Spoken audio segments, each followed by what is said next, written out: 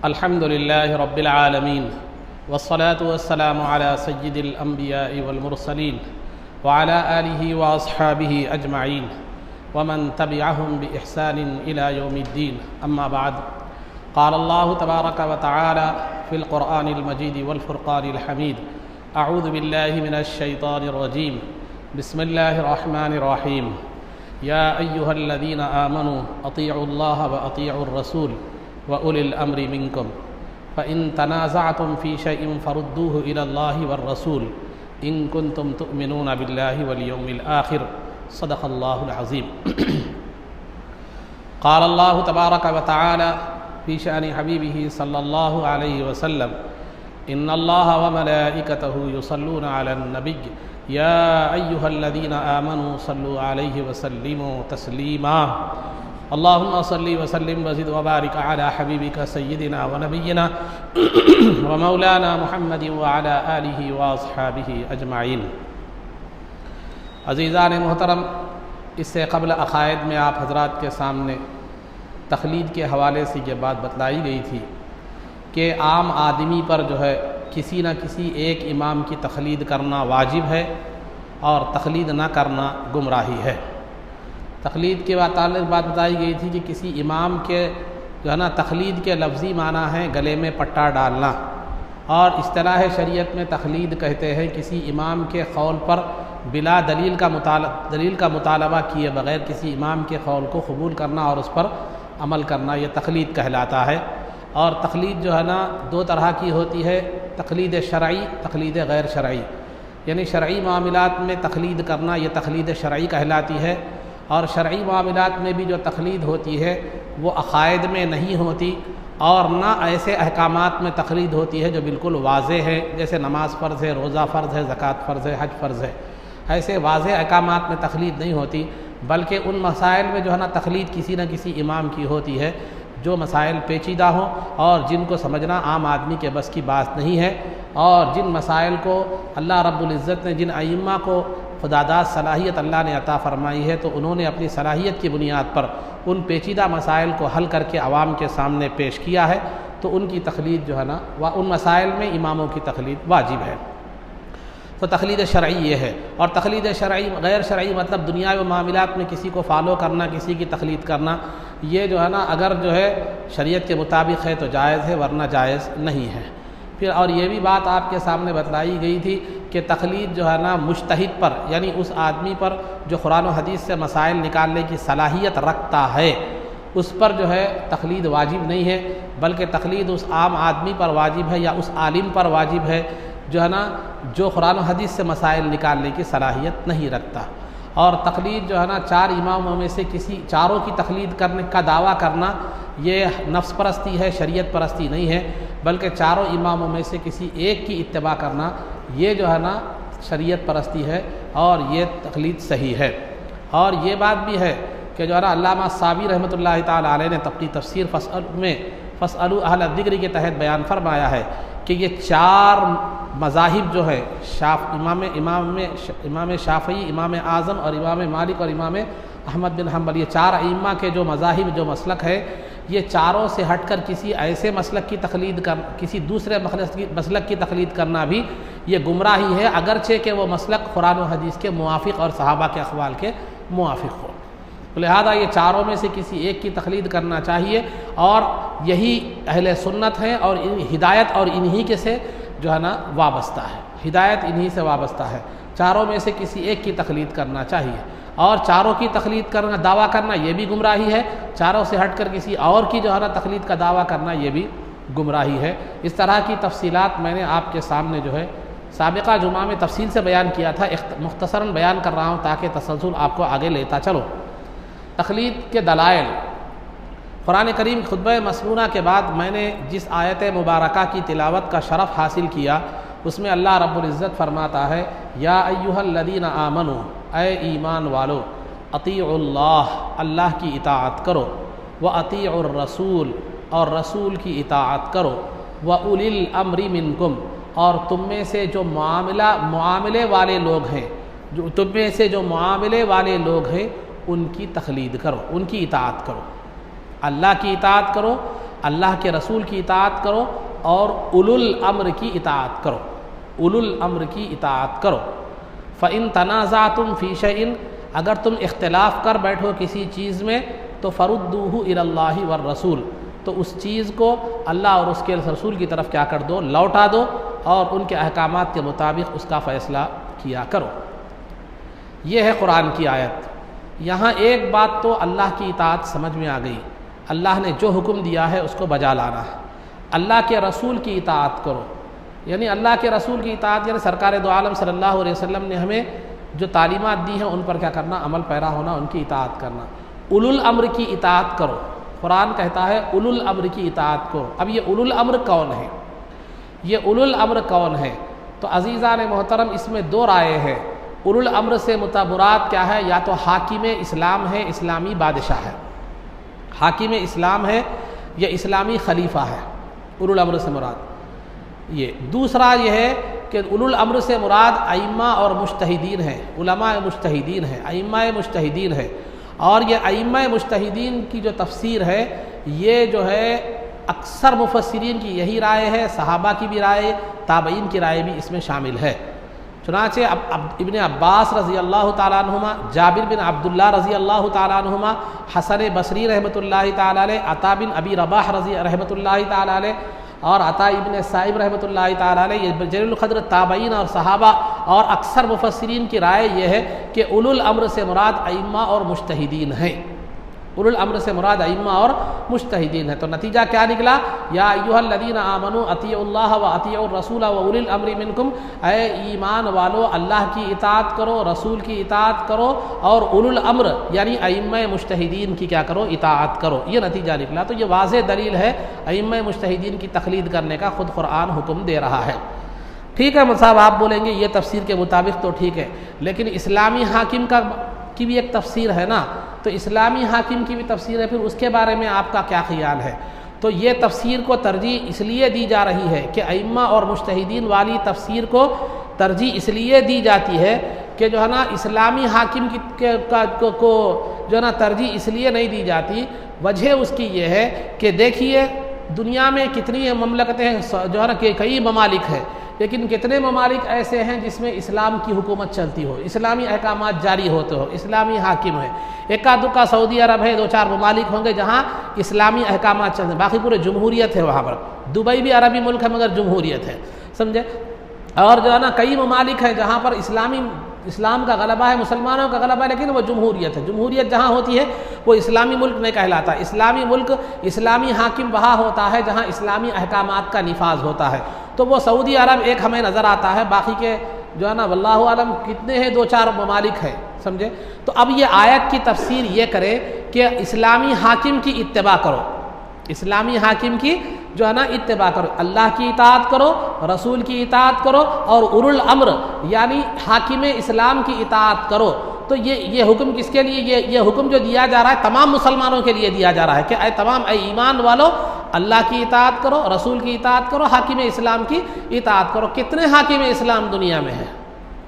دنیا میں اسلامی حکومت کتنی جگہ ہے؟ حاکم جو اسلام کا جو حاکم ہوتا ہے وہ صرف اسلامی حکومت میں ہوتا ہے۔ تو اسلامی حکومت میں جب اسلام کا حاکم ہوا تو اسلامی حکومتیں دنیا میں کتنی ہے؟ پھر دو چار زیادہ سے زیادہ حکومتیں اسلامی ہوں گی اور وہاں حاکم اسلام ہوگا۔ تو پھر یہ حکم تو پورے مسلمانوں کو دیا جا رہا ہے۔ اب یہاں ہندوستان میں حاکم اسلام کہاں ہے کہ ہم اس کی اتباع کریں؟ پاکستان اگرچہ کہ اسلامی ملک ہے لیکن وہاں کوئی اسلامی احکامات جاری نہیں ہوتے، پھر وہاں حاکم اسلام کیا ہے کہ اس کی اتباع کریں؟ اور امریکہ، لندن، کینیڈا جو غیر اسلامی ملک ہے، پھر وہاں تو حاکم اسلام نہیں ہے، تو پھر کس کی اطاعت کریں؟ تو لہذا اگر حاکم اسلام کے معنی مان لیے جائے تو یہ آیت جو ہے نا صرف دو چار ممالک کے حد تک محدود، کے مسلمانوں کے حد تک محدود ہو کر رہ جائے گی۔ دنیا کی تقریباً 80-90% مسلم آبادی کیا ہو جائے گی؟ اس آیت سے خالی ہو جائے گی۔ سمجھ رہے ہیں بات آپ؟ سمجھ رہے؟ اور دوسری وجہ یہ ہے، مان لیا جائے اگر حاکم اسلام، ٹھیک ہے یہ تو ہو گیا نا، تو اگر اولو الامر کے معنی اگر حاکم اسلام کی اطاعت اور اتباع مان لی جائے تو حاکم اسلام دنیا میں صرف 4 مقامات پر ہے۔ تو یہ آیت حاکم اسلام کی اطاعت اور اتباع کے معاملے میں صرف 10% مسلمان کیا پر لازم ہو سکتی ہے، باقی 90% مسلمان کیا ہو جائیں گے اس آیت کے تحت؟ نہیں آئیں گے۔ نہیں آئیں گے. یہ تو ہو گیا نا. اگر وہی مراد ائمہ اور مجتہدین لے لیجیے, آپ ائمہ اور مجتہدین لے لیجیے, 4 ائمہ مراد لیجیے, دنیا کا کون سا بھی ملک ہو, کون سا بھی ملک ہو, خواہ وہ امریکہ ہو, لندن ہو, کینیڈا ہو, اسلامی ملک ہو, غیر اسلامی ملک ہو, کوئی بھی ملک ہو, وہاں پر جو ہے نا کسی نہ کسی امام کی تقلید کی جا سکتی ہے اور کسی نہ کسی امام کو فالو کیا جا سکتا ہے. خود سعودی میں جو ہے نا جو حکومت کا مسلک ہے مسلک حنبلی ہے. وہاں حرمین کے جو امام ہیں, تحقیق کے مطابق یہ بات معلوم بتائی جاتی ہے کہ وہاں کے وہ لوگ حنبلی ہیں. تو دنیا کے یہ جو اگر دوسری تفسیر ہم ائمہ اور مجتہدین کے لی جائے تو آیت پر تمام دنیا کے مسلمان عمل کر سکتے ہیں. اولو الامر سے مراد اگر ائمہ اور مجتہدین لیے جائے تو دنیا کے تمام مسلمان اس آیت کے تحت کیا ہو جائیں گے, آ جائیں گے. اگر اولو الامر سے مراد حاکم اسلام لیے جائے تو پھر انہی حکومتوں کے مسلمان آ جائیں گے جہاں پر جو ہے نا اسلامی حاکم ہے, جس میں صرف 10% مسلمان, زیادہ سے زیادہ 20% مسلمان داخل ہوں گے. تو کون سی تفسیر زیادہ بہتر ہے؟ تو تمام مسلمان جس پر عمل کر سکے وہ تفسیر زیادہ بہتر ہے, سمجھے.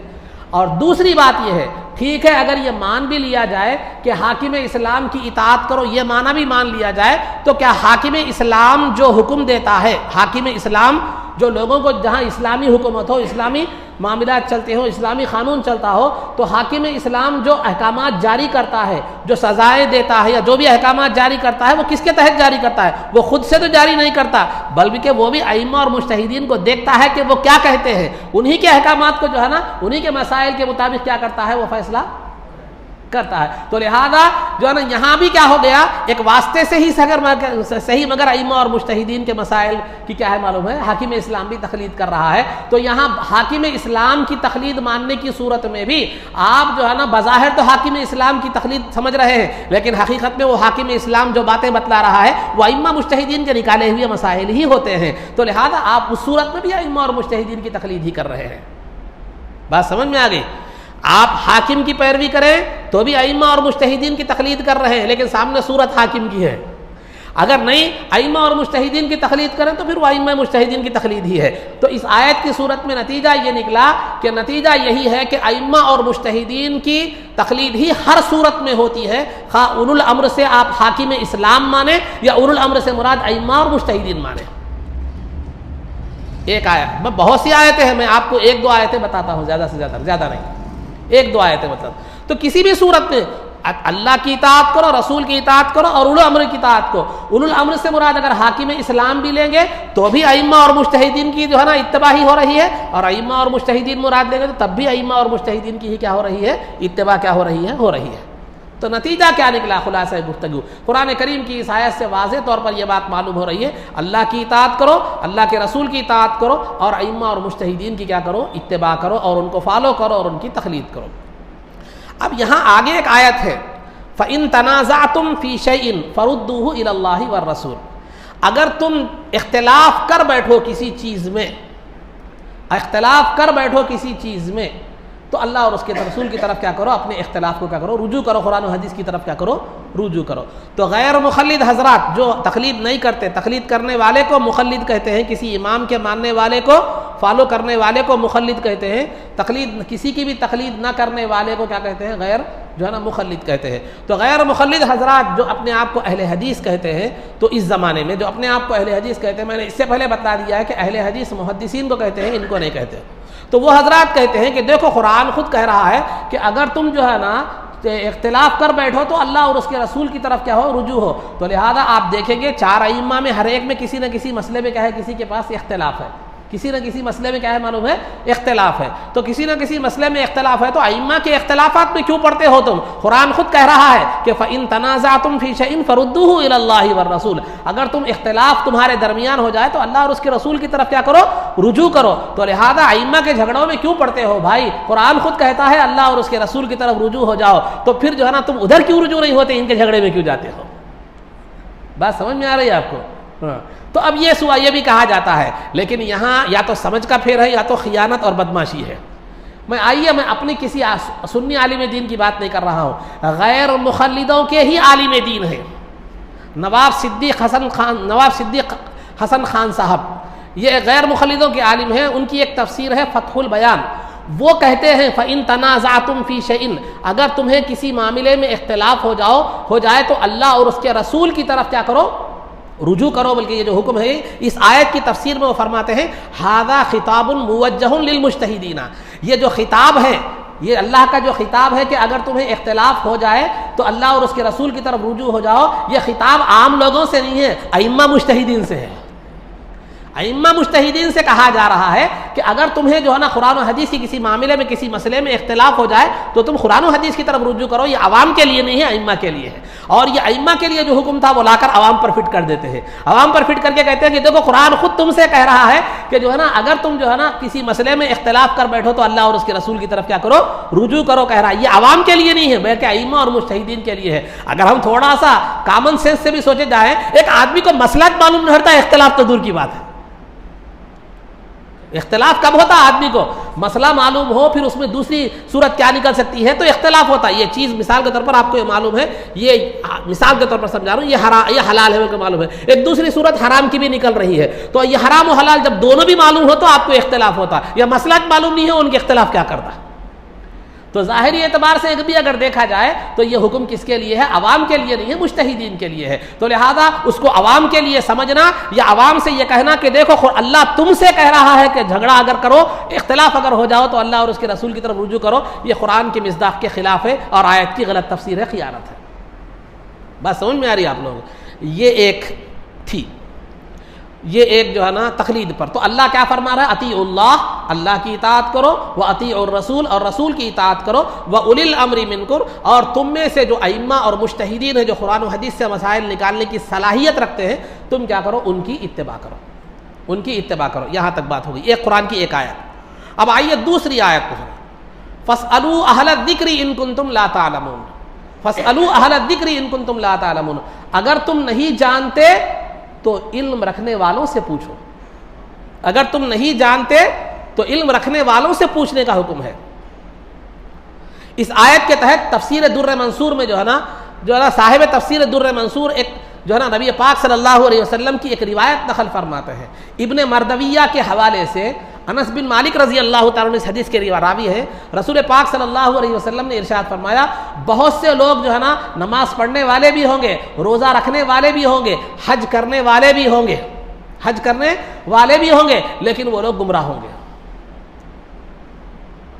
وہ لوگ گمراہ ہوں گے۔ تو صحابی رسول نے پوچھا یا رسول اللہ کیوں؟ کیونکہ اس لیے کیوں گمراہ ہوں گے؟ لِطَعْنِهِ فِي الْإِمَامِ، کہ وہ اپنے امام کے بارے میں کیا کریں گے؟ تانا دیں گے،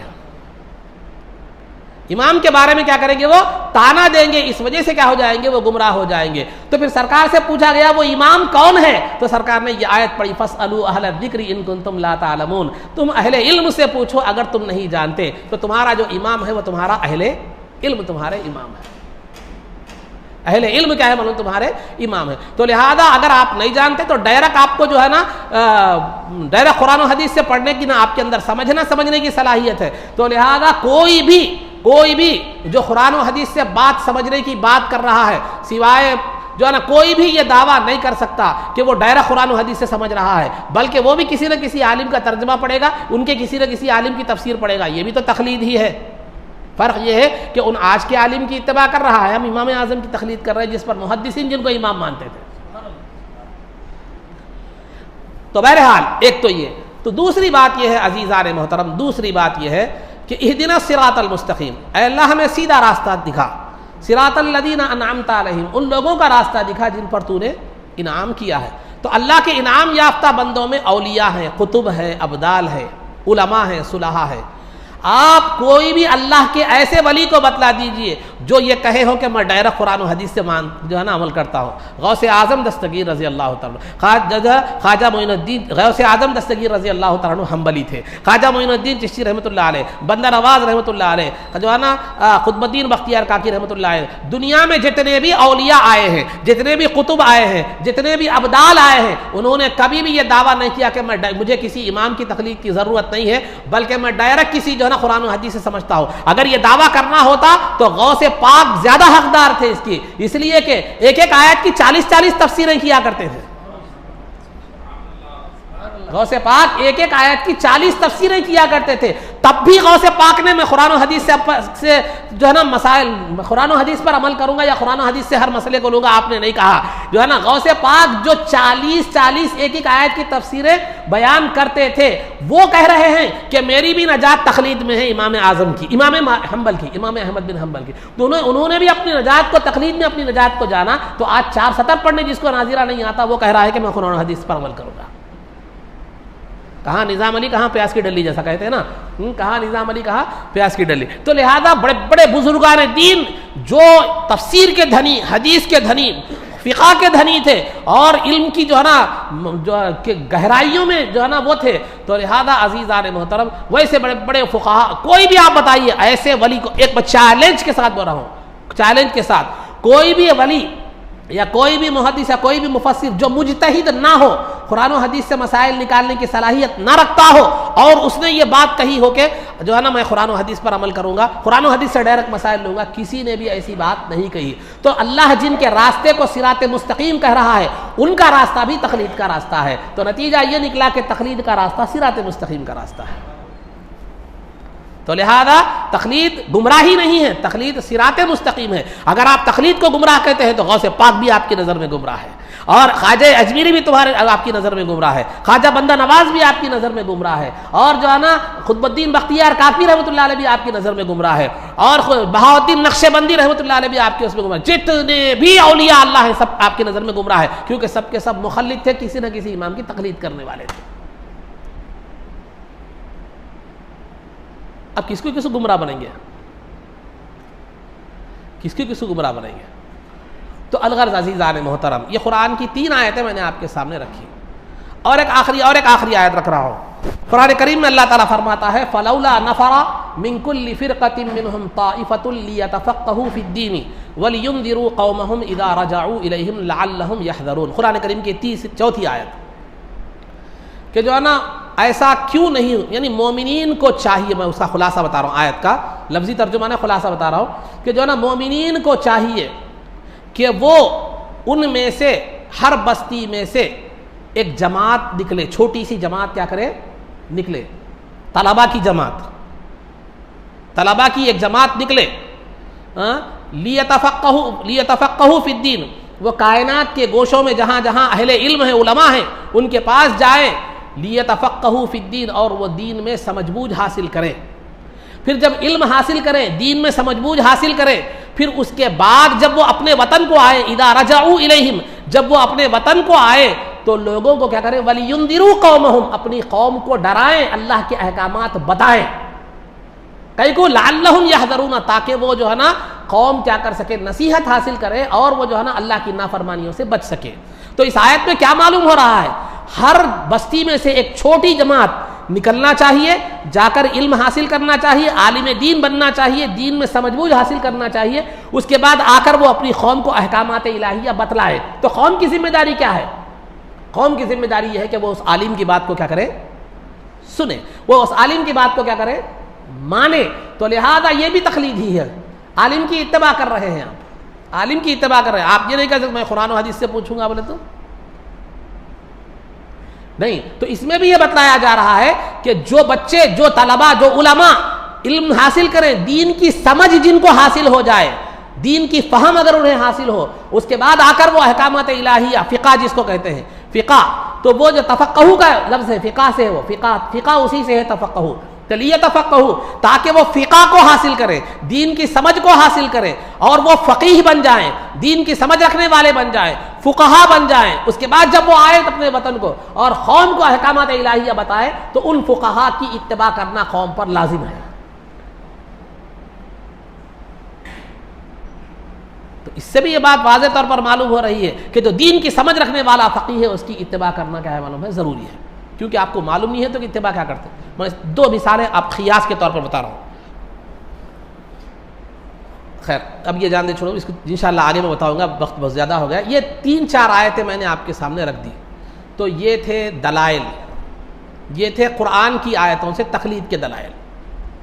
تو ان تمام آیتوں سے یہ بات واضح طور پر ثابت ہوتی ہے کہ ایک عام آدمی کے لیے تقلید کرنا جو ہے نا واجب اور ضروری ہے، اور صراط مستقیم اولیاء، اقطاب، ابدال اور جو اللہ کے نیک بندے ہیں جن کے راستے کو اللہ نے صراط مستقیم کہا ہے، وہ جو ہے نا ان کا راستہ یہی ہے۔ اور جو کہ اپنے امام سے اگر مسئلہ وہ صحیح نہ رکھے کسی امام سے، تو پھر جو ہے نا طعنہ دے تو پھر اس کی نماز، روزہ، زکوٰۃ وغیرہ قابل قبول جو ہے نا نہیں ہے۔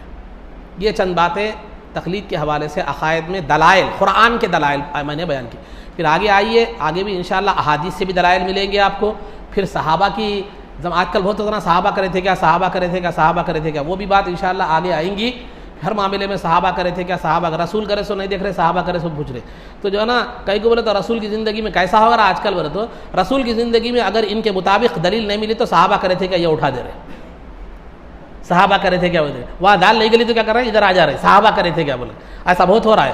یہ جو ہے نا آپ نہیں سمجھ سکتے، یہ سب چالیں ہیں، یہ سب کیا ہے، چالیں ہیں، یہ نزاکتیں ہیں جو آپ کو سمجھ میں جو ہے نا نہیں ہے۔ اسی لیے میرا آپ سے گزارش ہے کہ بزرگوں کا طریقہ عمل دیکھ لیجئے، یہ سب بدماشیاں آپ کو سمجھ میں نہیں آتے، یہ بدماشیاں آپ کو سمجھ میں نہیں آتے۔ اس لیے کسی بھی معاملے میں ہو، تقلید کے معاملے ہو، میلاد کے معاملے میں ہو، کسی بھی معاملے میں ہو، بزرگوں کا طریقہ کیا ہے وہ دیکھ لیجئے۔ بزرگاں تھے، کرے تھے، نہیں کرے تھے، کیونکہ اللہ ان کے راستے کو سیدھا راستہ بتلا رہا ہے۔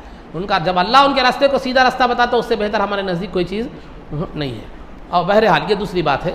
تو بہرحال یہ میں آگے بتاؤں گا آگے عقائد میں، کیونکہ بہت تفصیلی گفتگو ہے، اس لیے میں آپ کو صرف آج تقلید کے متعلق ضروری معلومات پیچھے بھی بتلا دیا تھا، میں آج بھی شروع میں نے بتلا دیے ہیں، اور جو ہے نا یہ دلائل قرآن کی روشنی میں نے بتلایا۔ انشاءاللہ احادیث بھی آپ کے سامنے رکھوں گا، کیونکہ یہ مسئلہ ایک بہت، پھر اعتراضات جو ہوتے ہیں عام طور پر تقلید پر، اس کے مختصر جوابات بھی آپ کے سامنے میں انشاءاللہ دوں گا۔ اب رہا دوسرا جو مرحلہ ہے سیرت کا ہے۔ سیرت میں نے اس سے قبل آپ حضرات کے سامنے بتا دیا تھا کہ جو ہے نا رسول پاک صلی اللہ علیہ وسلم کا جو وصال مبارک ہوا، آپ اس دنیا سے جو پردہ فرما گئے، 12 ربیع الاول تھی، پیر کا دن تھا۔ وقت کے بارے میں دو روایتیں ہیں، ایک تو چاشت کا وقت اور دوسرا ظہر کا وقت، زوال کے بعد کا وقت، ظہر کا وقت۔ لیکن ان دونوں کی تطبیق اس طرح ہوتی ہے کہ چاشت کے وقت کا اختتام تھا اور ظہر کے وقت قریب شروع ہونے کے قریب تھا، اس دوران کیا ہے معلوم، رسول پاک صلی اللہ علیہ وسلم کا وصال ہو گیا۔ سرکار کا جب وصال ہو گیا تو میں نے اس سے قبل بتایا تھا کہ پیر کے دن صبح میں سرکار کی طبیعت میں تھوڑی بہتری محسوس ہوئی، تو ابو بکر صدیق رضی اللہ تعالیٰ عنہ صاحب سرکار سے اجازت لے کر اپنی ایک زوجہ محترمہ جو مدینے سے تقریباً جو ہے نا 1 کوس کے فاصلے پر تھی، تو وہاں پر ان سے ملنے کے لیے گئے تھے۔ لیکن جب ابو بکر صدیق رضی اللہ تعالیٰ عنہ کو معلوم ہوا سرکار کی وصال کی خبر ہوئی، تو آپ اس قدر غمزدہ ہو گئے کہ آنکھوں سے آنسو مسلسل بہ رہے تھے، اور جو ہے نا روتے روتے روتے ہچکیاں بند آ گئی تھی، اور سینہ جو ہے نا سانس کی وجہ سے سینہ ایسے ہل رہا تھا جیسے کسی گھڑے میں اگر آدھا پانی ہو تو گھڑا حرکت کرتا ہے۔ آپ سرکار کے پاس تشریف لائے، فوراً وہاں ازواج مطہرات وغیرہ تھی، تو سب ازواج مطہرات نے پردہ کر لیا۔ بی بی عائشہ چونکہ آپ کی صاحبزادی تھی لہذا وہ ویسے ہی رہیں، سرکار کے پاس تشریف لائے، چہرے مبارک سے کپڑا ہٹایا، بوسہ سرکار کی پیشانی کو بوسہ لیا، آنکھوں سے آنسو مسلسل بہ رہے ہیں۔ فرمایا یا رسول اللہ طبت حیا و میتا، یا رسول اللہ آپ کی زندگی بھی بڑی پاکیزہ تھی، اور آپ دنیا سے بھی تشریف لے گئے تو بڑے پاکیزہ حالت میں۔ پھر ادھر عمر فاروق رضی اللہ تعالیٰ عنہ کا حال یہ تھا کہ آپ نے تلوار کھینچ لی تھی، اور یہ فرما رہے تھے کہ دیکھو اگر کوئی یہ کہے گا کہ سرکار انتقال فرما چکے ہیں تو میں اسی گردن اڑا دوں گا۔ سرکار انتقال نہیں فرمائے، بلکہ جس طرح موسیٰ علیہ السلام کوہ طور پر گئے تھے چند دنوں کے لیے تورات لینے کے لیے، سرکار بھی اپنے پروردگار کے پاس کچھ احکامات لینے کے لیے گئے ہیں، پھر سرکار تشریف لائیں گے جیسے موسیٰ کوہ طور سے تشریف لائے تھے۔ کیونکہ بے خودی اور غم کا عالم یہ تھا کہ سرکار کے وصال کی خبر کی تصدیق کرنے کے لیے آپ تیار نہیں تھے۔ سیدنا عمر فاروق رضی اللہ تعالیٰ عنہ کا حال یہ تھا۔ ابو بکر صدیق رضی اللہ تعالیٰ عنہ کے وفات کے بارے میں، وصال جو ہوا بعد میں، سرکار کے وصال کے تقریباً 2 سال سے کچھ دنوں کے بعد ابو بکر صدیق رضی اللہ تعالیٰ عنہ کا وصال جو ہوا، تو ابو بکر صدیق رضی اللہ تعالیٰ عنہ کے وصال کی وجہ یہی بتلائی جاتی ہے کہ وہ غم مصطفیٰ میں دن بدن گھلتے چلے گئے سرکار کے وصال کے بعد۔ تو آپ کے وصال کا اہم سبب جو ہے سرکار کا غم تھا، سرکار کا درد تھا۔ عثمان غنی رضی اللہ تعالیٰ عنہ بیٹھے ہوئے ہیں دیوار سے ٹیکا لگا کر، سکتے کے عالم میں ہیں، خود گفتگو بھی نہیں کر رہے ہیں، سامنے سے کون جا رہا ہے، کیا بات کر رہا ہے، کیا کر رہا ہے، کسی کو کسی چیز کا ہوش ہی نہیں ہے آپ کو۔ اور علی مرتضیٰ رضی اللہ تعالیٰ عنہ کی کیفیت یہ تھی کہ روتے روتے روتے کبھی بے ہوش ہو جاتے، پھر ہوش میں آتے، پھر روتے، پھر بے ہوش ہوتے چلے جاتے. یہ تو 4 صحابہ کا عالم تھا. پھر ازواج مطہرات کا وہ عالم تو ناگفتہ بھی ہے. تو بہرحال سرکار کا وصال ہونا صحابہ پر ایک قیامت خیز جو ہے نا قیامت ٹوٹنے کے مترادف تھا، اور وہ لوگ اس طرح غمزدہ ہو گئے کہ ان کے حالات، ان کے درد کو ہم بیان نہ کر سکتے ہیں، نہ سمجھ سکتے ہیں، نہ الفاظ میں اس کو بیان کیا جا سکتا. تو بہرحال پیر کے دن دوپہر کے وقت میں سرکار دو عالم صلی اللہ علیہ وسلم کا وصال ہو گیا. وصال ہونے کے بعد شام میں ابو بکر صدیق رضی اللہ تعالیٰ عنہ کو یہ خبر ملی کہ جو ہے نا قطیفہ بنی ساعدہ ایک مقام کا نام ہے مدینے میں، وہاں پر کچھ مہاجرین اور انصار جمع ہیں، اور سرکار کے جانشین کے بارے میں کون بنے گا اس بارے میں گفتگو چل رہی ہے. ابو بکر صدیق رضی اللہ تعالیٰ عنہ کو اطلاع ملی کہ وہاں سقیفہ بنی ساعدہ میں کچھ لوگ جمع ہیں، مہاجرین اور انصار، اور جو ہے نا مہاجرین کا دعویٰ یہ تھا کہ جو ہے نا سرکار کا جانشین ہم میں سے ہوگا. انصار کا یہ دعویٰ تھا کہ سرکار کا جانشین ہم میں سے ہوگا. اب آپ بولیں گے یا سرکار کا انتقال ہو گیا، وصال ہو گیا، ان کو حکومت کی پڑی؟ نہیں، یہ صحابہ کیا ان کو محبت نہیں تھی کیا سرکار سے؟ یہ غلط بات ہے، یہ سوچ مت سوچیے. کیوں؟ اس لیے کہ کوئی بھی خلیفہ ہو یا سرکار ہو، کوئی بھی حکومت کا جو ہے نا حاکم ہو، انتقال کے بعد اس کی تدفین سے زیادہ اہم مسئلہ اس کا جانشین مقرر کرنا ہے. اس لیے کہ اگر اس دوران کوئی غلط آدمی اگر حکومت پر آ جائے یا عوام کسی غلط آدمی کا انتخاب کرے تو اس کے بعد جو فتنے اور فسادات اور رونما ہوں گے اس کی پھر جو ہے نا تلافی اور اس کو پھر کنٹرول میں لانا مشکل ہو جائے گا. جیسے کہ اس کی مثال ہمارے سامنے یزید ہے. تو صحابہ کو اسلام کی فکر تھی. یہ مطلب نہیں ہے کہ سرکار کی وصال کا غم نہیں تھا، یہ مطلب نہیں ہے. تو کسی غم کے ساتھ ساتھ انہیں یہ تھا کہ اگر کوئی غلط آدمی جو ہے نا بن گیا، خلیفہ جانشینی کا دعویٰ کر دیا، مسلمانوں نے اگر کسی غلط آدمی کا انتخاب کر لیا تو پھر اسلام کا شیرازہ بکھر جائے گا. سرکار کی اس 63 سالہ زندگی، 63 سال میں آپ کی وصال ہوا تھا، وفات ہوئی تھی، تو 63 سالہ جو زندگی آپ نے 23 سالہ جو محنت کی تھی وہ 23 سال کی محنت پوری کیا ہو جائے گی؟ رائے گا چلے جائے گی. یہ فکر ان کو تھی. اس کا مطلب سرکار کے وصال کا غم نہیں تھا، یہ مطلب نہیں ہے، یہ ہرگز مت سمجھے. تو لہذا ابو بکر صدیق رضی اللہ تعالیٰ عنہ کی موسیقی کی نزاکت کو غنیمت جانا اور سمجھا کہ سرکار کے وصال سے پہلے یہ کسی نہ کسی کو جانشین منتخب کر دینا چاہیے تاکہ کوئی غلط آدمی نہ بیٹھ جائے اور کوئی لوگ کسی غلط آدمی کا انتخاب نہ کر لیں. تو ابو بکر صدیق اور عمر فاروق رضی اللہ تعالیٰ عنہ وہاں جو لوگ جمع ہو گئے تھے سقیفہ بنی ساعدہ میں، وہ ان کو جو ہے نا وہاں اس مقصد سے گئے تھے کہ وہاں کسی نہ کسی آدمی کو حاکم مقرر کر دیا جائے، ان کے اختلاف کو کیا کیا جائے؟ ختم. حاشا و کلا، خدا کی قسم ابو بکر صدیق رضی اللہ تعالیٰ عنہ کے ذہن میں، حاشیے خیال میں بھی، کسی کونے میں بھی اپنے آپ کے خلیفہ بننے کی کوئی خواہش نہیں تھی. وہ تو اس اختلاف کو سلجھانے اور کسی قابل آدمی کو سرکار کا جانشین بنانے کے لیے تشریف لے گئے تھے. جب وہاں ابو بکر صدیق رضی اللہ تعالیٰ عنہ سقیفہ بنی ساعدہ میں تشریف لے گئے تو بعض لوگوں نے جو ہے نا انصار کہہ رہے ہیں کہ جانشین ہم میں سے بنائیے، مہاجرین کہہ رہے ہیں کہ جانشین ہم میں سے بنائیے. تو ابو بکر صدیق رضی اللہ تعالیٰ عنہ نے پہلے سرکار کی حدیث پیش کی، الائمۃ من قریش، کہ ائمہ قریش میں سے ہو گئے. اور قریش کون تھے؟ وہ مہاجرین تھے.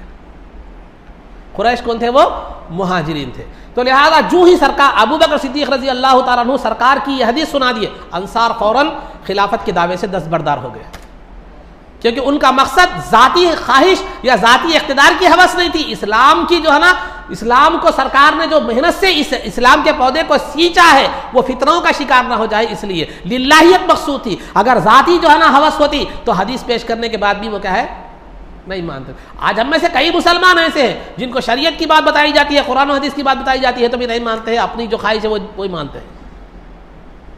تو وہاں ذاتی خواہش نہیں تھی، مقصد صرف دین اسلام کا شیرازہ بکھرنے نہ پائے. سرکار کی حدیث سامنے آ گئی، فوراً خلافت کی جانشینی کے جو ہے نا خلافت سے کیا ہے دعوے سے دستبردار ہو گئے. اب رہا کس کو؟ قریش. مہاجرین میں خلیفہ ہوگا. اب مہاجرین میں سے خلیفہ کس کو انتخاب کرنا ہے؟ اب یہ مسئلہ تھا. تو بالاتفاق تمام لوگوں نے یہ آواز دی کہ سرکار نے اپنی زندگی میں جسے ہمارے دین کا امام بنایا تھا، ہم اپنی دنیا میں اس کو اپنا امام بناتے ہیں. چنانچہ سب نے بالاتفاق ابو بکر صدیق رضی اللہ تعالیٰ کے ہاتھ پر بیعت کر لی. سب نے ابو بکر صدیق رضی اللہ تعالیٰ کے ہاتھ پر کیا کی؟ بیعت کر لی. تو ابو بکر گئے تھے جھگڑا سلجھانے، کوئی باصلاحیت آدمی کو جو ہے نا یہ کرنے کے لیے، منتخب کرنے کے لیے، لیکن ابو بکر صدیق رضی اللہ تعالیٰ عنہ ہی خود خلیفہ بن گئے. عمر فاروق رضی اللہ تعالیٰ عنہ نے بھی سب سے پہلے ان کے ہاتھ پر بیعت کر لی. اس طرح سرکار کی آرزو پوری ہوئی. جیسا میں نے آپ کو اس سے پہلے بتلایا تھا کہ بخاری وغیرہ کی حدیث کے حوالے سے بتلایا تھا کہ سرکار نے فرمایا کہ میری آرزو ہوئی کہ میرے بعد ابو بکر کو جو ہے نا جانشین منتخب کروں، لیکن پھر میں نے جو ہے نا منتخب کر دوں، لکھ دوں کہ میرے بعد جانشین ابو بکر ہوں گے، لیکن میں اس لیے رک گیا کہ اللہ اور مسلمان ابو بکر کے علاوہ میرے بعد کسی اور کا انتخاب نہیں کریں گے، اس لیے میں نے باضابطہ ریٹن میں کوئی تحریر نہیں لکھی. ویسے ہی ہوا. یہ بات میں نے پہلے بتائی تھی، یہ حدیث آپ کو. تو عزیزان محترم، تو یہ تمام معاملات اللہ کی طرف سے، اور لسان قلق نقارہ خدا باشد، کہ جو ہے نا مخلوق کی زبان بھی خدا کا نقارہ ہوتی ہے، خدا کی بات ہوتی ہے. تو لہذا تمام مسلمان صحابہ نے بالاتفاق ابو بکر صدیق رضی اللہ تعالیٰ عنہ کو خلیفہ اول منتخب کیا. اگر کوئی آپ کے خلیفہ اول کا انتخاب جو ہے نا ہونے کا جو ہے وہ انکار کرتا ہے اور یہ کہتا ہے کہ سب سے پہلے خلیفہ کا حقدار علی رضی اللہ تعالیٰ عنہ تھے، لیکن ابو بکر، عمر اور عثمان رضی اللہ تعالیٰ عنہ نے اس کا حق چھین لیا، تو یہ آرزو رسول کے بھی خلاف ہے، احادیث مبارکہ کے خلاف ہے، صحابہ کے اجماع اور اتفاق کے خلاف ہے. تو عزیزان، اور جو ہے نا الغرض میں یہ بات اور تفسیر میں نہیں جاؤں گا میں. بہرحال یہ ہو گیا. اب ہونے کے بعد خلیفہ کا انتخاب ہو گیا. اب اسلام کا شیرازہ بکھرنے سے بچ گیا. اب اختلاف ختم ہو گیا. ایک مسئلہ خلافت کا مسئلہ ختم ہو گیا. ادھر عمر فاروق رضی اللہ تعالیٰ عنہ کی دیوانگی کا عالم یہ ہے کہ تلوار کھینچے ہوئے ہیں، اور جو ہے نا پھر جو ہے اگر کوئی یہ کہے کہ سرکار وصال فرما چکے ہیں تو میں کیا کروں گا، جو ہے اس کو گردن اڑا دوں گا. پھر ابو بکر کوئی کسی کے پاس ہمت نہیں تھی کہ جلال عمری کے سامنے جا کر انہیں بتا سکے کہ واقعی یقیناً سرکار وصال فرما چکے ہیں. ابو بکر صدیق رضی اللہ تعالیٰ عنہ گئے، سمجھائے، اے عمر، کیا تمہیں نہیں معلوم کہ قرآن کریم میں اللہ تعالیٰ فرماتا ہے وَمَا جَعَلْنَا لِبَشَرٍ مِّن قَبْلِكَ الْخُلْدَ، ہم نے کسی انسان کو ہمیشہ دنیا میں رہنے کے لیے نہیں بنایا. پھر ابو بکر صدیق رضی اللہ تعالیٰ عنہ نے مختلف قرآنی آیات کو پیش کیا، اس کے بعد تسلی دی، تو عمر فاروق رضی اللہ تعالیٰ عنہ خاموش ہو گیا. اب اس کے بعد غسل دینے کی بات آئی.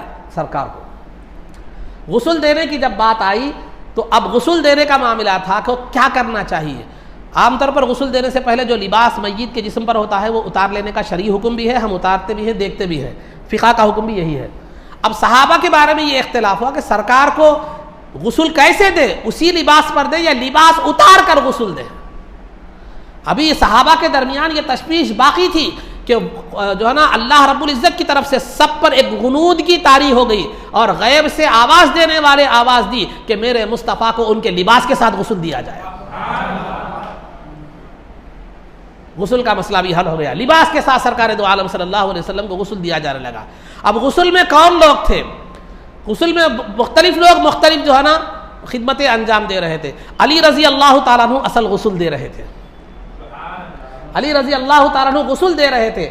عباس رضی اللہ تعالیٰ عنہ کے دو صاحبزادے تھے، فضل اور قسم، وہ کیا کر رہے تھے؟ سرکار کو کروٹ لٹا رہے تھے. ادھر سے کروٹ، ادھر سے کروٹ، ایسے کروٹ جو ہے نا لٹا رہے تھے.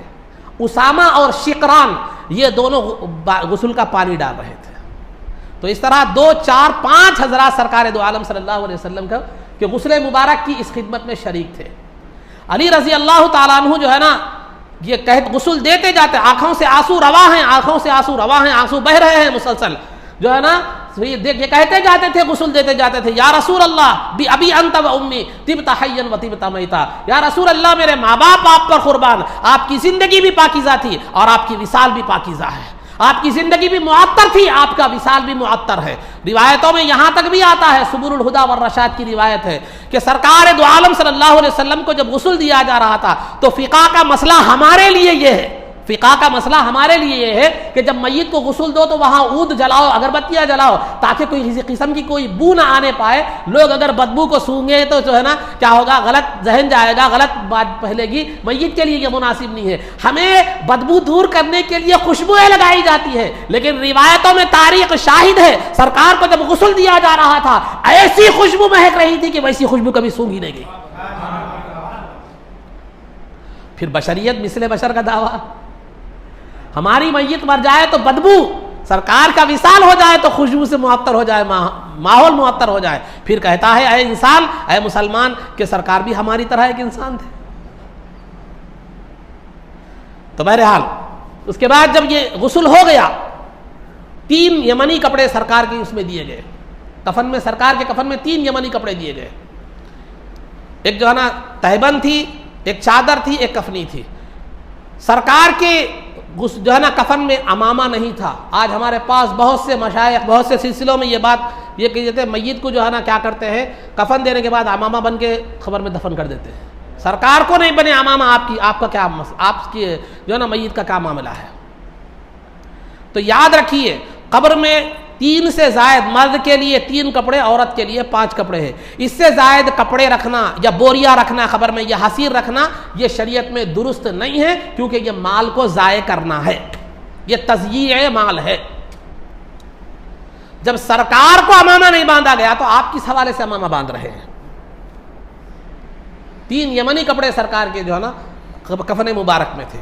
اب رہا دفنایا کہاں جائے، اب یہ بھی مسئلہ ہو گیا سرکار دو عالم صلی اللہ علیہ وسلم کو کہ جو نا قبر مبارک کہاں کھودی جائے، کہاں آپ کو دفنایا جائے۔ تو ابو بکر صدیق رضی اللہ تعالیٰ نے کہا کہ میں نے سرکار کو سنا ہے یہ کہتے ہوئے کہ انبیاء جہاں پر انتقال فرماتے ہیں وہیں پر ان کو اسی زمین پر اسی جگہ پر کیا کیا جاتا ہے، وہیں پر ان کو سپرد خاک کیا جاتا ہے، وہیں پر ان کی آرام گاہ بنائی۔ عام مسلمان کے لیے حکم یہ ہے کہ اگر اس کا انتقال ہو جائے تو قریبی قبرستان میں اسے دفن کیا جائے، لیکن انبیاء کے لیے مسئلہ یہ ہے کہ وہ جہاں پر وصال فرماتے ہیں وہیں ان کی مزار مبارک ہوگی۔ چنانچہ سرکار کا جو بستر تھا ہٹایا گیا، وہیں قبر مبارک کھودنے کو طے کیا گیا۔ اب جو ہے نا خبر بھی 2 قسم کی ہوتی ہے، خبر بھی 2 قسم کی ہوتی ہے۔ ایک جو ہے نا بغلی ہوتی ہے جس کو لحد کہتے ہیں، ایک بغلی ہوتی ہے جس کو لحد کہتے ہیں۔ بغلی کا مطلب جو آج ہمارے پاس کھودتے ہیں، مگر پوری بغلی تو نہیں بول سکتے، بغلی جیسی بول سکتے ہیں اس کو۔ بغلی خبر کیسی ہوتی ہے کہ جو ہے نا خبر کی جتنی مقدار میں کھودنا ہے، یعنی آدھے آدمی کی کمر کے برابر یا سینے کے برابر کھودنا ہے، اگر خبر میں کم از کم کمر کے برابر کھودنا ہے، کمر کے برابر، زیادہ سے زیادہ سینے کے مطابق اتنی اندر گہری کھودنا ہے خبر۔ اب لمبائی جو ہے نا آدمی کے ہیڈ کے حساب سے، موٹائی آدمی کے چوڑائی کے حساب سے وہ منتخب ہوگی۔ تو وہ جو ہے نا خبر جب پوری مکمل کھود لی جاتی ہے تو قبلے کی طرف، یعنی اب یہ خبر ایسی کھودی گئی تو قبلے کی طرف اتنا بڑا گڑھا کھودا جاتا ہے کہ میت پورے طور پر اس میں سما جائے، یہ کہتے ہیں بغلی خبر۔ ہمارے پاس کیا کرتے ہیں خالی لکیر مار دیتے، تھوڑی مار کے بغلی بغلی بولتی، یہ اصل پوری بغلی نہیں ہوتی، وہ بغلی نما بول سکتے ہیں آپ، بغلی نہیں بول سکتے۔ تو اب یہ اس کو کہتے ہیں بغلی، ہماری زبان میں کہتے ہیں لحد، یہ عربی میں کیا کہتے ہیں اس کو لحد کہتے ہیں، لحد۔ یہ جو خبر ہے عام طور پر ان مقامات پر کھودی جاتی ہے جہاں زمین مضبوط ہوتی ہے، جہاں زمین مضبوط ہوتی ہے کہ ادھر بازو میں بھی کھودنے سے اوپر کی مٹی نہیں ڈھلتی، تو پھر کیا ہوتا ہے وہاں بغلی کھودی جاتی ہے۔ اور ایک ہوتی ہے شق، اور ایک ہوتی ہے شق، اس کو ہماری زبان میں صندوقی کہتے ہیں یا صندوقی بولیے آپ، صحیح تلفظ صندوقی ہے، آپ کو سمجھانے کے لیے صندوقی بولتے۔ وہ قبر کیسی ہوتی؟ سیدھا آدھی دیر تک کچھ سیدھی کھود دیتے ہیں قبر، کھودنے کے بعد ایک نالے کی طرح تھوڑا سا حصہ چھوڑ کر میت کی جتنی لاش ہے اتنا گڑھا پھر اور تھوڑا اندر کر دیتے ہیں۔ مثال کے طور پر ایک 3 فٹ سیدھا اندر کھود دیے، پھر اس کے بعد ایسا لا کے پھر 2 فٹ اور ایک اندر کھود دیتے ہیں میت کے چوڑائی کے مطابق۔ میت کو کیا کرتے ہیں اس میں رکھ دیتے ہیں اور جو ہے نا اس پر تختے وغیرہ جو بھی ہے رکھ کر دفن کر دیا جاتا ہے، یہ کہتے ہیں شق۔ تو اب صحابہ میں اختلاف یہ ہو گیا کہ کیا سرکار کے لیے لحد والی خبر کھولی جائے یعنی بغلی خبر کھودی جائے، یا شق یعنی صندوقی خبر کھودی جائے۔ تو اب اختلاف کو دور کرنے کی صورت، یہ اختلاف کا مطلب ہمارا اختلاف ہمارا جھگڑا سمجھیں گے، ہمارا جھگڑا گالیوں سے شروع ہوتا ہے گالیوں پہ ختم ہوتا ہے، وہاں اختلاف کا مطلب علمی اختلاف، علمی اختلاف۔ تو لہذا اب یہ اختلاف ہو گیا، تو اب یہ کیا اس جھگڑے اس اختلاف کو کیسے دور کیا جائے؟ تو ابو عبیدہ رضی اللہ تعالیٰ عنہ شق یعنی صندوقی خبر کھودنے میں ماہر تھے، طلحہ رضی اللہ تعالیٰ عنہ بغلی خبر کھودنے میں ماہر تھے۔ تو آدمی کو دونوں کے پاس بھیجا گیا کہ جو پہلے آئیں گے وہی خبر کھودی جائے گی۔ تو جب بھیجا گیا دونوں کو تو سب سے پہلے طلحہ رضی اللہ تعالیٰ عنہ آئے جو بغلی خبر کھودنے میں کیا ہے ماہر تھے۔ تو لہذا سرکار دو عالم صلی اللہ علیہ وسلم کی خبر بغلی کھودی گئی جس کو لحد کہتے ہیں، جس کو کیا کہتے ہیں لحد۔ وہ نعتیہ شعر بھی ہے نا، لحد میں سرکار کی دید ہوگی اس لیے میں سج کر کیا ہے نکل رہا ہوں۔ تو لحد خبر کو کہتے ہیں، عام طور پر بغلی خبر کو کہتے ہیں۔ عام معنی میں اس کو ہر خبر کو بھی لحد عام طور پر مراد دیا جاتا ہے، لیکن حقیقت میں لحد کے معنی بغلی خبر۔ تو خلاصہ کلام کیا ہے؟ سرکار دو عالم صلی اللہ علیہ وسلم کی جو قبر مبارک جو ہے وہ رکھی وہ کھودی گئی، وہ بغلی خبر تھی۔ اور قبر میں سرکار کے جسد مبارک کو لٹانے کے لیے جو حضرات جو ہے نا اترے، وہ جو ہے نا سیدنا علی کے مرتضیٰ رضی اللہ تعالیٰ عنہ تھے، اور جو ہے نا سیدنا فضل جو عباس رضی اللہ تعالیٰ عنہ کے فرزند فضل تھے، اور جو ہے نا قسم تھے، قسم یہ بھی عباس رضی اللہ تعالیٰ عنہ کے فرزند۔ جب سب تمام معاملات انجام دیے گئے، اب جب سب سے آخر میں جو آئے خبر سے باہر نکلے وہ قسم رضی اللہ تعالیٰ عنہ تھے۔ انہوں نے جو ہے نا دیکھا، جب نکلنے لگے تو میں آخری تک نکلنے تک سرکار دو عالم صلی اللہ علیہ وسلم کے چہرے مبارک کو تکتا رہا، چونکہ یہ آخری دیدار تھا، پھر اس کے بعد بظاہر سرکار کا دیدار ہونے والا نہیں تھا۔ دیکھتا رہا تو میں نے دیکھا کہ سرکار کے لب مبارک جنبش کر رہے ہیں، سرکار کے ہونٹ ہل رہے ہیں۔ قریب جا کر کان لگا کر سنا تو یہ آواز آ رہی تھی، امتی امتی، اے اللہ میری امت کو بخش دے، اے اللہ میری امت کو بخش دے۔ نسیم الریاض ایک کتاب کا نام ہے، اس میں یہ روایت موجود ہے، سرکار دو عالم صلی اللہ علیہ وسلم فرماتے ہیں اذا مت لا ازال انادی فی القبر امتی امتی، کہ جو ہے نا جب میرا انتقال بھی ہو جائے تو میں اپنی قبر میں برابر اللہ سے یہ ندا کرتا رہوں گا، اے اللہ میری امت بخش دے، میری امت بخش دے۔ کہاں تک؟ حتی ینفخ فی الصور، یہاں تک کہ سور پھونکی جائے اور قیامت قائم ہو جائے۔ تو میں اپنے وصال کے بعد سے قیامت کے قائم ہونے تک اپنی قبر مبارک میں بھی جو ہے نا رسول پاک جو ہے نا امتیوں کے لیے بخشش کی دعا کرتا رہوں گا۔ ہر جمعرات کو ان کے اعمال میری بارگاہ میں پیش ہوتے رہیں گے، اعمال میں بہتری ہوگی تو اللہ کی حمد بیان کروں گا، اگر اعمال میں کچھ گناہ نظر آئے تو جو ہے نا میں کیا کروں گا، اللہ سے مغفرت طلب کروں گا۔ تو امتیوں کے لیے یہاں قابل لمحہ فکر یہ ہے کہ جو ہے نا سرکار کے اعمال ہر جمعرات کو سرکار کی بارگاہ میں آپ کے اعمال پیش ہوتے ہیں۔ ذرا یہ سوچئے کہ آپ اپنے اعمال کیسے کر رہے ہیں۔ سرکار کو جب آپ کے گناہوں کی خبر دکھے گی، جب آپ کے گناہ دکھیں گے تو سرکار شرمندہ ہوں گے، تکلیف ہوگی، تو لہذا اس شرمندگی سے بچیے، سرکار کو تکلیف دینے سے بچیے، اپنے اعمال کو بہتر بنائیے۔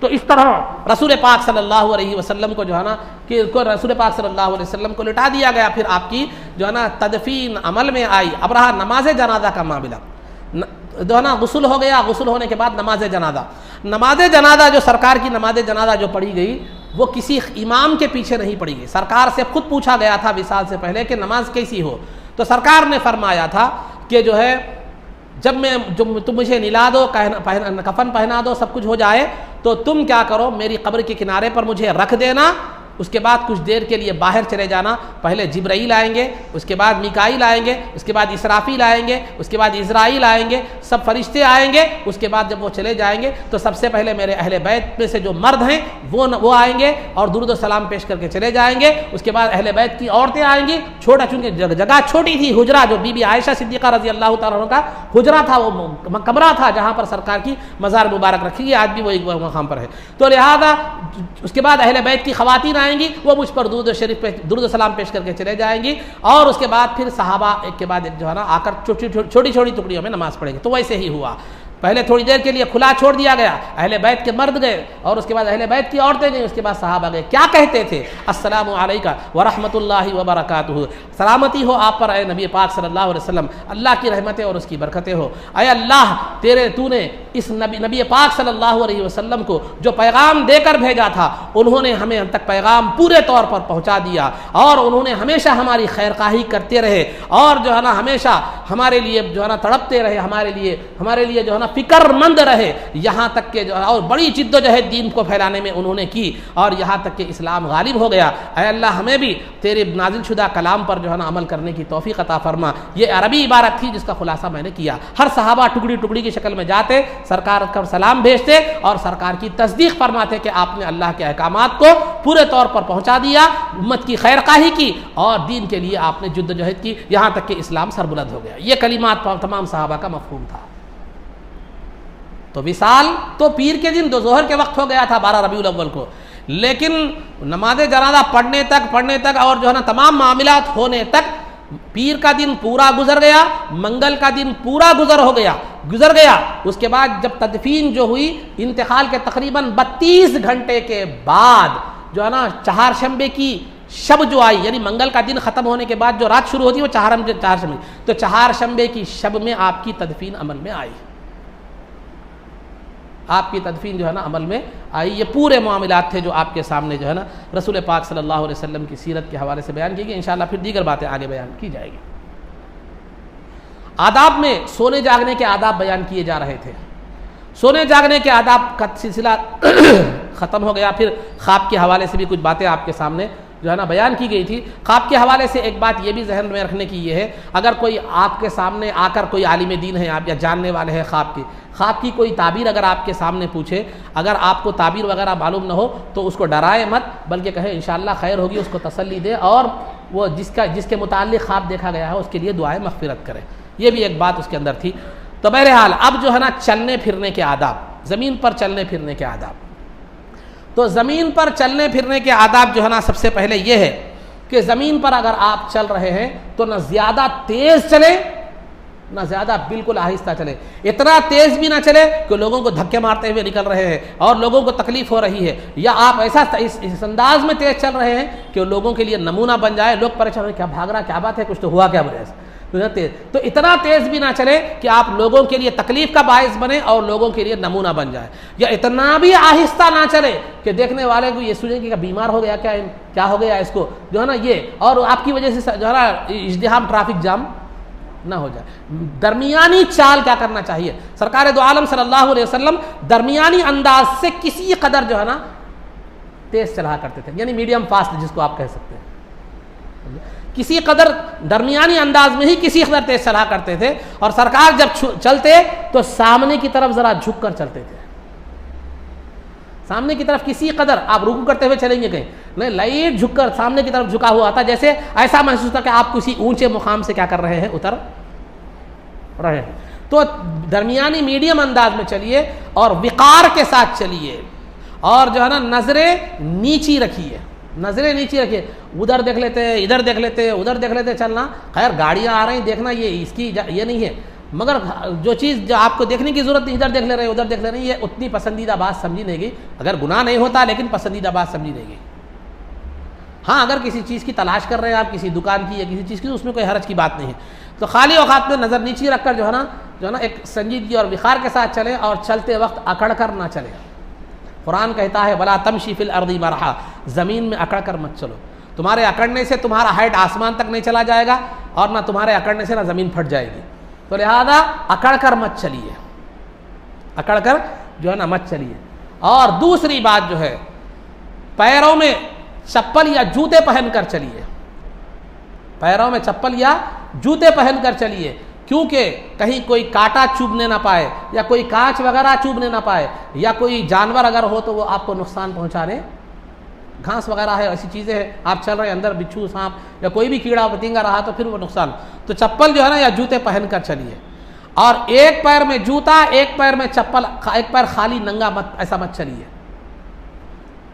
ایک پیر میں چپل پہنے ایک پیر ننگا رہے، ایسا مت چلیے.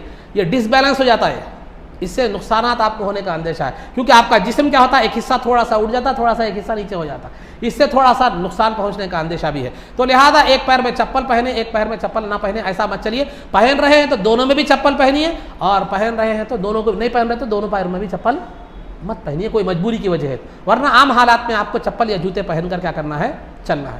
اور ایسا بھی مت کیجئے لوگوں کو ہنسانے کے لیے، نمونہ بننے کے لیے، ایک پیر میں جوتا پہن لیے ایک پیر میں چپل پہن لیے. جیسا آج کل فیس بک پہ کئی ویڈیوز آ رہے ہیں کہ نمونے کی جو ہے نا چیزیں، میں اشارہ دے رہا ہوں آپ کو کہ نمونے لوگوں کو ہنسانے کے واسطے پہن رہے ہیں. نئے نمونے کے کپڑے، ایک طرف پھٹا ایک طرف سلا ہوا، ایک طرف یہ کلر کا جوتا ایک طرف وہ کلر کی چپل. یہ جو ہے نا یہ شریعت کے مزاج اور آداب کے چلنے پھرنے کے خلاف ہے. تو دونوں پیروں میں جوتا پہنیے یا دونوں پیروں میں چپل پہنیے، یا دونوں اگر نہیں ہے ویسی استطاعت نہیں ہے یا کوئی مجبوری ہے تو دونوں پیروں کو کیا کر دیجیے، ننگے چلیے. ایک پیر میں چپل ایک پیر خالی مت رکھیے، یا ایک پیر میں ایک نمونے کا چپل یا جوتا ایک پیر میں دوسرے نمونے کا چپل یا جوتا مت پہنیے. یہ ایک جو ہے نا خلاف سنجیدگی کے خلاف ہے اور آداب کے خلاف. اور ایک اہم معاملے کی طرف میں آپ کو توجہ دلا رہا ہوں جو کہ حرام ہے لیکن ہمارے لوگ جائز سمجھ کے کرتے ہیں چپلوں کے معاملے میں. وہ کیا معاملہ ہے؟ وہ معاملہ یہ ہے کہ ہم مسجد میں اگر ہمارے چپل گم جاتے ہیں تو کیا کرتے ہیں، ہم دوسرے کے چپل پہن لے کے چلے جاتے ہیں. کوئی چپل خالی دیکھے، وہاں خالی دیکھے تو کیا کرتے ہیں، ہم کیا کرتے ہیں، پہن لے کے چلے جاتے ہیں. کیا نہیں، میرے ان پہن لے گیا ہوں گا اس لیے میں اس کی کیا گارنٹی ہے آپ نے پہن لے گیا بول کے، وہ پہن لے گیا وہ شخص بول کے.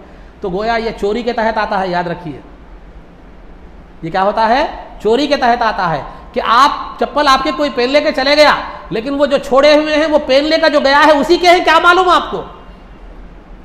ہمارے پاس کیا مزاج بن گیا پہن لے کے، ہاں وہ خالی دکھ رہے نا، ہاں میرے ان پہن لے کے آؤں گا، میں اس کے پہن لے کے چلے آتا ہوں. یہ درست نہیں ہے. اور ایک بات میں آپ کو یہ خیر ایک مصلحت، ایک اخلاقی یہ بات بتا رہا ہوں، ہمارے پاس جتنے بھی پرانے چپل ہوتے ہیں یا جتنے بھی پھٹے ہوئے قرآن ہوتے ہیں مسجد میں لا کے رکھ دیتے ہیں. جتنے بھی پرانے چپل ہوتے ہیں مسجد میں لا کے رکھ دیتے ہیں طہارت خانہ میں. جتنے بھی پھٹے ہوئے قرآن ہوتے ہیں وہ لا کر رکھ دیتے ہیں. ایک یہ بھی ہے، پھٹے قرآن پھٹے ہوئے ہیں تو پورے لا کے مسجد میں رکھ دیتے ہیں. یہ بھی، اس سے بھی احتیاط کیجیے. اگر آپ کو رکھنا ہے اچھے چپل رکھیے، پھٹے ہوئے پرانے پورے اپنے چپل گھر میں پھینکنے کے جو چپل ہے وہ لا کے مسجد میں طہارت خانے میں رکھ دیتے ہیں. اور اگر کوئی اتفاق سے کوئی بیچارہ جذبے سے نیا چپل لا کے رکھ میں وہ لے کے چلے آتے ہیں.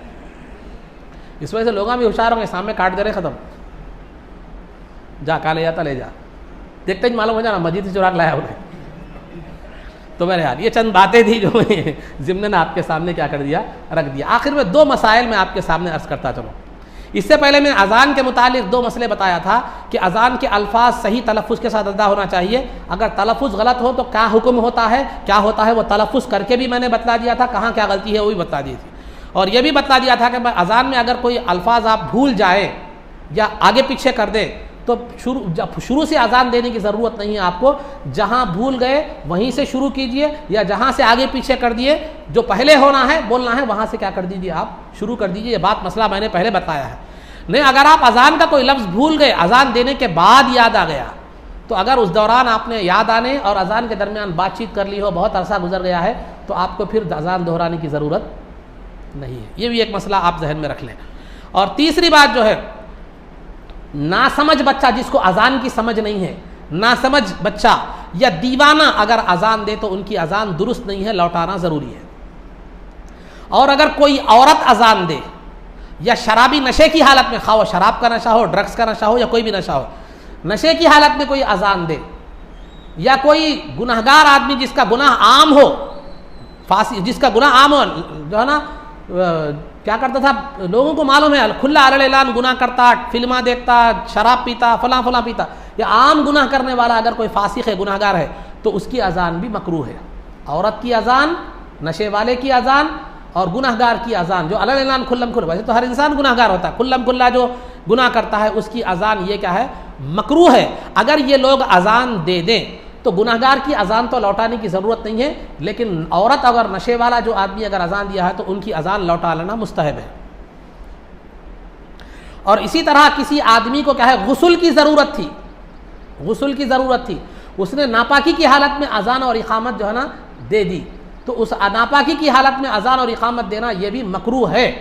لیکن اگر کسی نے دے دی اذان اور اقامت دو بھی دے دی تو اذان لوٹائی جائے گی لیکن اقامت نہیں لوٹائی جائے گی.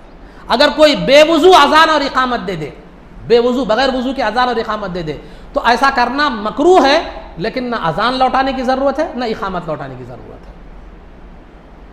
اور اگر کوئی آدمی ولد الزنا ہو، جس کو حرامی اولاد ہم کہتے ہیں، نہ زنا سے پیدا ہوا ہو، غلط طریقے سے پیدا ہوا اور نابینا شخص ہے، ان کی اذان بلا کراہت جائز ہے، بغیر کسی کراہت کے جائز ہے، لیکن دوسرے دے تو بہتر ہے، ورنہ اگر یہ دے بھی دے ولد الزنا اور نابینا تو کوئی حرج کی بات نہیں ہے، مکروہ بھی نہیں ہے، کچھ بھی نہیں ہے، بلا کراہت جائز ہے. لیکن نابینا کو وقت بتا دیا جائے تو ٹھیک ہے، نہیں وقت نہیں بتا دیا جائے اور دوسرے وقت میں اذان دے دیا تو پھر اذان دہرا لینی پڑے گی. نہیں وقت بتا دیے کوئی نابینا کو، چلو بھائی ظہر کا وقت ہو گیا تو ان وقت میں اذان دے رہا ہے تو ٹھیک ہے. تو یہ چند باتیں جو ہے نا اذان کے حوالے سے آپ کے سامنے رکھی گئی. اور ایک ہے تصویب. تصویب کہتے ہیں اذان اور جماعت کے درمیان، اذان اور جماعت کے درمیان وقت میں نماز کی اطلاع دینا، یہ تصویب کہلاتا ہے. یہ تصویب جو ہے نا 5 نمازوں میں سے صرف مغرب کی نماز میں نہیں ہوگی کیونکہ وہاں وقت ہی نہیں رہتا، باقی تمام نمازوں میں تصویب ہے. یعنی اذان اور اقامت کے درمیان آپ اپنے دوست کو یا مسلمانوں کو یا کسی کو یہ اطلاع دینا کہ جماعت کا وقت ہو گیا ہے. اب اس کے لیے کوئی الفاظ مخصوص نہیں ہے، آپ یہ کہہ سکتے ہیں الصلاۃ خیر من النوم، یہ بھی تصویب ہے. نہیں اگر آپ کسی کو مس کال مار دیے کہ اس سے یہ سمجھ گیا کہ مجھے نماز کے لیے بلا رہا ہے، یہ بھی تصویب ہے. گھر کو جاتے جاتے کھٹکا مار دیے، یہ بھی کیا ہے، اذان اور اقامت کے درمیان، یہ بھی تصویب ہے. تو تصویب کہتے ہیں اذان اور جماعت کے درمیان میں جماعت کی اطلاع دینے، جماعت کی طرف نماز کی طرف بلانے کا نام تصویب ہے، اور وہ مغرب کے علاوہ تمام نمازوں میں ہوگی، اور اس کے لیے کوئی وقت کوئی الفاظ متعین نہیں ہے۔ الصلاۃ خیر من النوم بھی کہہ سکتے ہیں، یا کوئی بھی ایسی چیز جس سے سامنے والا سمجھ جائے کہ یہ مجھے نماز کے لیے بلا رہا ہے، تو وہ آپ کیا ہے معلوم ہے، وہ تصویب کہلاتا ہے، اس کے لیے کوئی الفاظ مقرر نہیں ہے۔ تو تصویب تا سا واو یا با، یعنی تو اردو میں دیکھیں تے سے جو ہے نا واو یہ بے، یہ اردو کے حساب سے، تو بہرحال یہ کیا ہے، تصویب کہلاتا ہے۔ تو یہ چند باتیں تھیں مسائل کے حوالے سے آپ حضرات کے سامنے رکھی گئی، انشاءاللہ دیگر باتیں آگے بیان کی جائیں گی کہ اللہ رب العزت سے دعا ہے کہ پروردگار جو کچھ بھی کہا گیا اس پر عمل کی توفیق رفیق عطا فرما، عزت و عافیت کی زندگی دے، اور ایمان پر ہمارا خاتمہ فرما، رسول پاک صلی اللہ علیہ وسلم کے قدموں میں ہمارا حشر فرما، آپ کی شفاعت عظمیٰ سے ہم کو بہرور فرما، آپ کے دست مبارک سے جام کوثر پینا نصیب فرما، جنت میں آپ کی غلامی معیت و رفاقت نصیب فرما۔ صلی اللہ تعالی وسلم علی خیر خلقہ سیدنا محمد و آلہ و صحبہ اجمعین برحمتک یا ارحم الراحمین والحمد للہ رب العالمین۔